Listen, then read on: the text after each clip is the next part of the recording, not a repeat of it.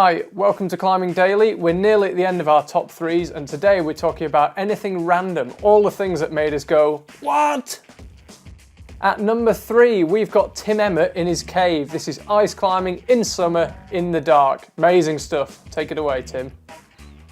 It's like this cave's got ice in it all year round, and you have to go down into these 2 or 3 chambers that have got ice on the side of the walls. But then there was this little tunnel, and went down that, and that was the piece of resistance. Amazing overhanging wall in the bottom chamber, which was just amazing. Yeah, really cool.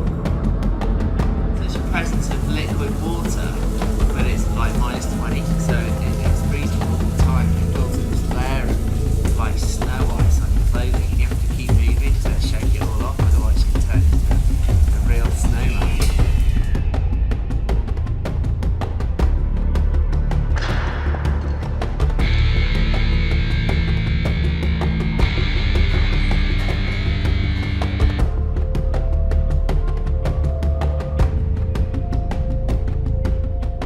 Steeper and steeper and steeper, and it's pure ice, natural, 100%, and so the higher you get, the more pumped you are, the more tired your forearms are, and the steeper it becomes, and you're getting close to the chain or closer to the end. So yeah, good time, good training venue actually. It's like having an ice climbing wall. It is, it's like a natural ice climbing wall that's indoors.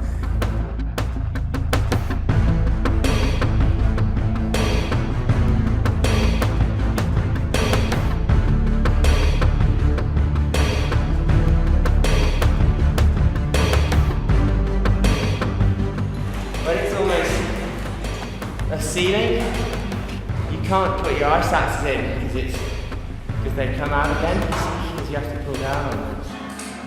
That's good. Pretty comfy. Only in the land of Emmett. Next up, we filed this report a couple of months ago and we were a little surprised by the response we got. I'll explain after this. Hi, welcome to EpicTV Climbing Daily. Today we're talking about why base jumping is bad for you and you should really just stick to climbing.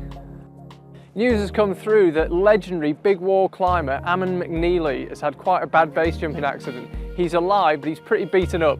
He was jumping in the Moab area of Utah with EpicTV's very own Sketchy Andy, and somewhat predictably things didn't quite go to plan. Moab's a really popular area with base jumpers, and Ammon jumped off one of the many cliffs there, left it a little too long to open his parachute, swung round into the cliff, slid down it, and eventually landed on a ledge. He was pretty badly injured, but he was conscious enough to make a video. We thought about showing it to you, but it is possibly a bit too brutal, so here's the link, watch it at your own risk. Redone. As you can see. At the end of the show, we wished Ammon a speedy recovery, so we were a little surprised to find that he'd replied to our report saying the following. I don't like this guy's comment about sticking to climbing. They're both dangerous, and you can't say one is more dangerous or safer than the other. It really shows his, or the producer's, naivete and hypocrisy comparing the two. Hey, life is dangerous just being here. You might as well follow your dreams and enjoy the journey. I'm not trying to speed up death, but we're all going to experience it eventually. Lots of love to all. That's the last time I tell anyone to get well soon. Worst of all, he was backed up by YouTube user WeBeChillin420. Nice name. And at number 1, we've got 2 lucky climbers finding a little more than they bargained for on the Bossons Glacier. Normally, when we talk about crystal hunting in the Mont Blanc range, this is natural crystals found in the rock, but not this week. A young French alpinist has stumbled across a box of jewels worth around 360,000 euros. The climber was on the Bossons Glacier. He was crossing the glacier in a site close to where an Air India plane crashed in 1966. He found a box of documents and a box of precious jewels. There's been a couple of Air India plane crashes over the Mont Blanc range.